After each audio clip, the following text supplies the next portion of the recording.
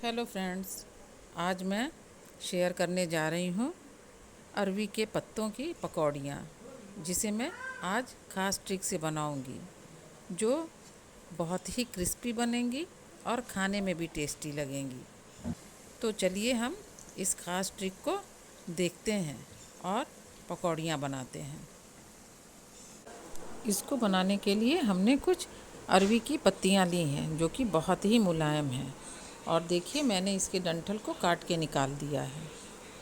पत्तियों का डंठल निकाल के हमने पत्तियों को धो दिया है। अब चलिए इसे एक साइड में रख देते हैं। चलिए पकौड़ियों के लिए अब मसाला तैयार करते हैं। इसके लिए हमने एक मिक्सी जार में थोड़े से लहसुन लिए हैं, ये खड़ी लाल मिर्च है और ये काली मिर्च है और 2 चम्मच के करीब जीरा है। इन सबको हम पीस के एक साइड इन्हें भी रख देंगे। इसमें थोड़ा सा पानी ऐड करके पीसेंगे, जिससे ये अच्छे से बारीक हो जाए। चलिए, मसाला तो हमने पीस लिया, अब आगे की तैयारी करते हैं।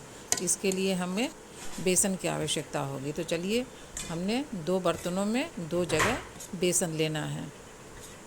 तो चलिए इसी तरीके से हम दोनों बर्तनों में बेसन ले लेते हैं और अब इसमें हम एक एक कटोरी चावल का आटा डालेंगे।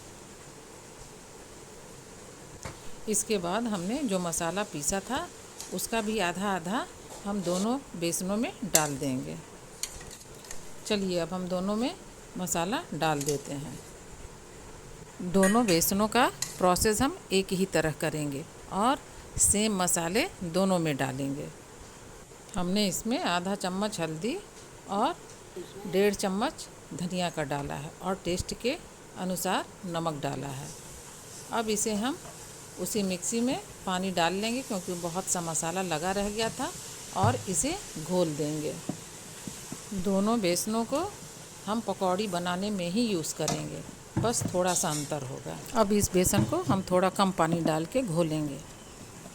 इसे हम एक गीले डो की तरह बना लेंगे, क्योंकि ये पत्तियों में लगाने के काम आएगा इस तरीके से। चलिए अब हम दूसरे वाले बेसन का घोल तैयार करते हैं। इसमें हम थोड़ा ज़्यादा पानी डालेंगे, जिससे इसमें हम पकौड़ियों को डिप कर सकें। चलिए अब इसमें हम अमचूर पाउडर डाल देते हैं, जो मैं डालना भूल गई थी।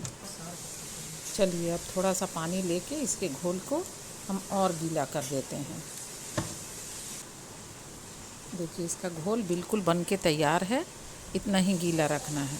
चलिए, बेसन तो दोनों बन चुके हैं, अब इसे एक साइड रखते हैं। अब चलिए पकौड़ियों की तैयारी करते हैं। इसके लिए हम किसी थाली या पटरे को उल्टा करके रख लेंगे और उस पर एक पत्ती रख के जो हमने कड़ा वाला बेसन घोला था उसको हम हल्के हाथों से लगाएंगे। इसी तरीके से अब हम दूसरी पत्ती लेके इसके ऊपर नहीं, इसके साइड में रखेंगे और उस पे भी हम हल्का बेसन लेप करेंगे।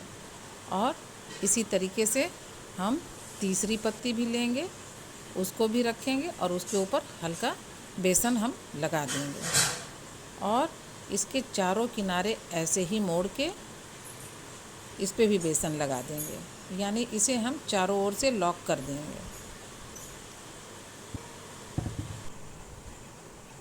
अब इसे बीच से मोड़ देंगे और हल्का सा बेसन लगा के एक साइड रख देंगे और इसी तरीके से हम सारे पत्तों को बना लेंगे। अब हाथों में तेल लगा के इस जाली वाले बर्तन को ग्रीस कर लेंगे और इस पे हमने जितने पत्ते बना के रखे हैं सब रख देंगे, कुछ इस तरीके से। चलिए अब हम इसे स्टीम कर लेते हैं। तो चलिए हम बॉयल्ड पानी पर थाली को रख के ढक देते हैं और इसे 10 मिनट के लिए छोड़ देते हैं। चलिए अब सारे पत्ते स्टीम हो चुके हैं, इन्हें हम ठंडा होने के लिए एक साइड में रख देते हैं। चलिए अब पत्ते पूरे तरीके से ठंडे हो गए हैं और बिल्कुल पक चुके हैं। चलिए हम इन्हें पकौड़ियों के लिए कट कर लेते हैं। आप किसी भी शेप में इसे काट सकते हैं।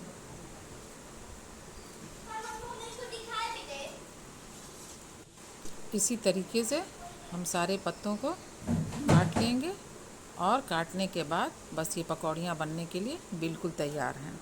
अब हम गीले वाले बेसन को यूज़ करेंगे। अब हम पत्तों को इस बेसन में डिप करेंगे और गरम तेल में इन्हें फ्राई करेंगे। चलिए, तेल गरम हो चुका है, अब इसमें हम पकौड़ियों को डाल के और फ्राई करेंगे। दोस्तों, अगर आपको मेरी रेसिपी पसंद आई हो तो आप इसे लाइक करिए, कमेंट करिए और सब्सक्राइब कर दीजिए। चलिए, अब पकौड़ियाँ बन चुकी हैं, खाने के लिए ये बिल्कुल तैयार हैं। आप भी बनाइए, बहुत क्रिस्पी और टेस्टी बनेंगी। अगली किसी रेसिपी के साथ फिर मिलते हैं। Bye bye.